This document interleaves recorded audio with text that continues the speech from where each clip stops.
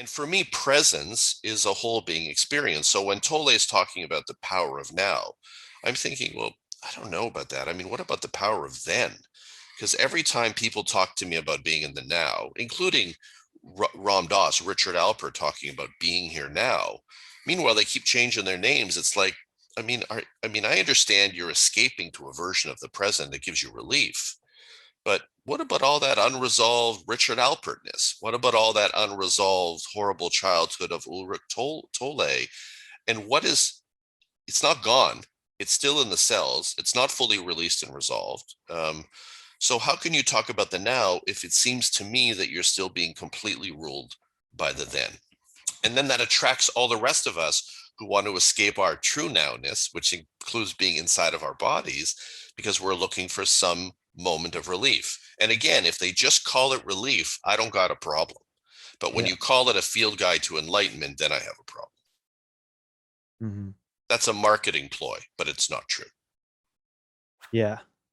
So how does one clear the clutter of the past, of the shame, the guilt? What work do you do with people, the and anger what? the anger and the grief. And well, I usually send people to somatic psychotherapists. I have a number of people that I recommend people to who will work deeply. See, to me, somatic psychotherapists, body-centered psychotherapists, are more like real spiritual teachers, because for me, they're getting into the guts of the human, excavating and accessing all the unresolved woundedness, all the unresolved words, all the unstated words, all the unexpressed anger and grief, and inviting through various techniques release of the material so the person can reconnect with where they come from, become a more integrated person who's not living in defenses, adaptations, and disguises, and actually get more present in their bodies, real presence, right? So when I said to Lowen, I said, because I was never into spirituality, I was into psychotherapy. I said, what are they talking about when they're talking about spirituality? I mean, he said, spirituality. He goes, you ground yourself, you clear your, I'm paraphrasing, you ground yourself, you energize your body, you clear your holdings, you become naturally spirited, naturally present. That's real spirituality. And I was like, that's my experience too. I'd go into a sessions feeling this separateness in my consciousness. I would leave the session feeling like I had entered like a unified field of awareness through the release of the holdings in my body. I didn't have to meditate forever. I just felt like the emotional release was a spiritual practice that brought me more deeply into the present. So, but they don't want to do that. You know, they want to sit in stillness and silence and find various ways to avoid the and energizing. You have to energize the holdings. They're frozen, they're armored. Depression is frozen feeling. You have to bring that material to life in the body in order for it to come to the surface and reveal itself and then present itself for release. It's very hard to do all of that when you're just sitting still. It's very hard to do that when you're not as well. Yeah, no, well, because and then there's cultural issues. I mean, I Yeah. get all of that, but I do like the holotropic breathwork model, somatic psychotherapies like bioenergetics, core Mm. energetics, because they're really release focused and they're grounded at the same time. They're not like primal scream, where there was really no grounding. There was just primaling and releasing. They really help Mm. you to come back into your feet, come back into your body, and reintegrate yourself. Yeah. Yeah, I think that's massively important. And I get a lot from moving my body, just going out, having no agenda and just moving my body in a natural way with no tools and just me and the earth.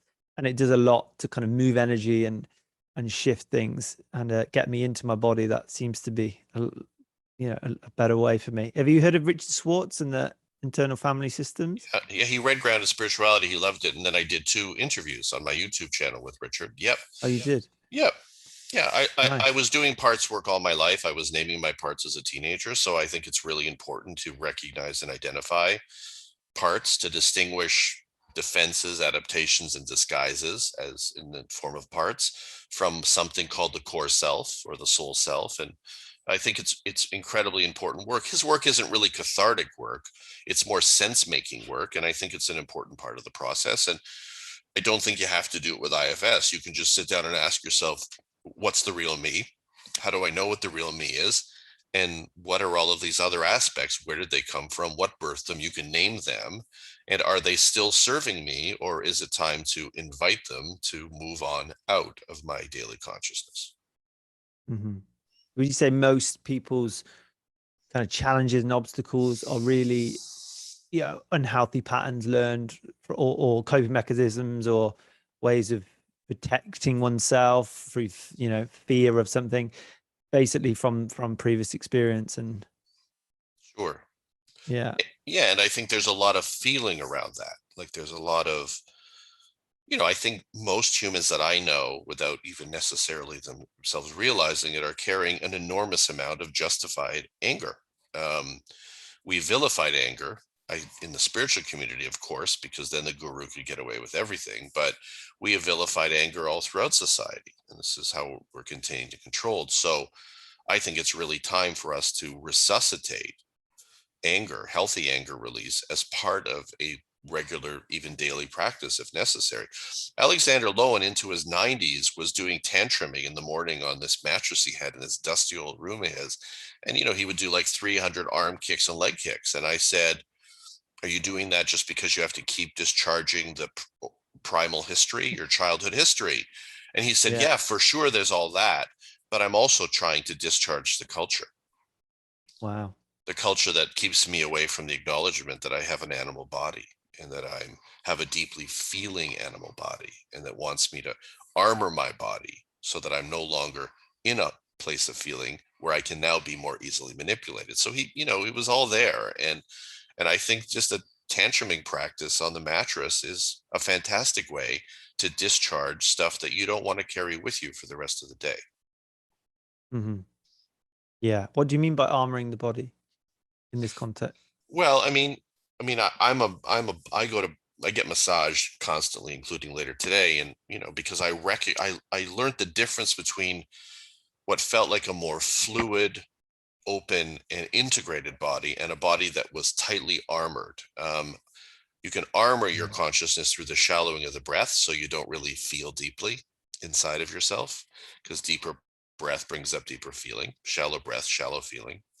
Um, you can armor parts of your musculature without realizing it. Many people have super tight necks and live in their heads, and it's a mechanistic way to keep themselves from the enlivening of the body and from the movement of the body energy and the body feeling up into the mind. So they survive by their wits, trapped inside of it with really tightly armored necks, shoulders. You start working deeply in the neck and shoulder area, and then Mhm. feeling starts to drop down back into the body starts to inform the mind, so the relationship between the two is a healthier one.